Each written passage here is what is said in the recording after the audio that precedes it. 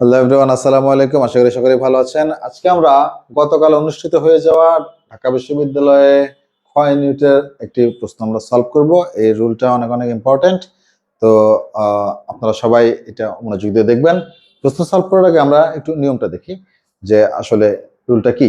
আমরা যদি দেখি যে কোনো সেন্টেন্সে along with, in addition to, as well as, together with এবং উইথ, এই শব্দগুলো দ্বারা যদি দুটি সাবজেক্ট যুক্ত হয় তাহলে আমরা কি করব, প্রথম সাবজেক্ট অনুযায়ী ভার্ব ফর্ম করবো এবং প্রথম সাবজেক্ট অনুযায়ী আমরা ভার্ব বসাবো আর কি। এটা এখানে বোঝাচ্ছি আমি।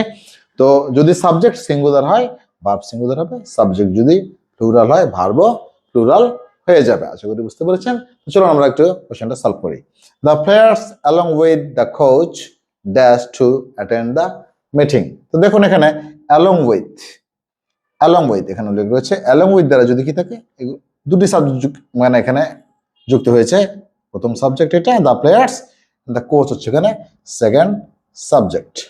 তাহলে এই শব্দ দ্বারা দুটি সাবজেক্ট যুক্ত হচ্ছে, তাহলে আমরা কি করব, প্রথম সাবজেক্ট অনুযায়ী আমরা ভার্ব নির্ণয় করব। যদি সাবজেক্ট সিঙ্গুলার হয় তাহলে ভার্ব সিঙ্গুলার, আর যদি সাবজেক্ট প্লুরাল হয় ভার্ব প্লুরাল। তো আমরা কি দেখতে পাচ্ছি, দ্য প্লেয়ার্স এখানে সাবজেক্ট হচ্ছে প্লুরাল, তাহলে আমরা কি ভার্বেরও প্লুরাল আমরা করব। তো অপশনগুলো আমরা একটু দেখি।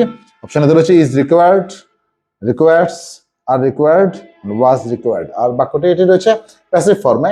তো আমরা একটু দেখি। দেখুন ইজ রিকোয়ার্ড এটা হচ্ছে ভার্বের কি সিঙ্গুলার ফর্ম রয়েছে, তো এটা তো হবেই না। রিকোয়ার্ডস এটা তো হবে না। আর রিকোয়ার্ড এবং ওয়াজ রিকোয়ার্ড, তাহলে ওয়াজটা হচ্ছে কি সিঙ্গুলার। তাহলে আমরা এখানে কি বুঝতে পারছি যে সঙ্গত কারণে অপশন হবে আমাদের সি, আর রিকোয়ার্ড, কারণ আর হচ্ছে ভার্বের প্লুরাল ফর্ম। আশা করি বুঝতে পেরেছেন। আবার দেখা হবে। আসসালামু আলাইকুম।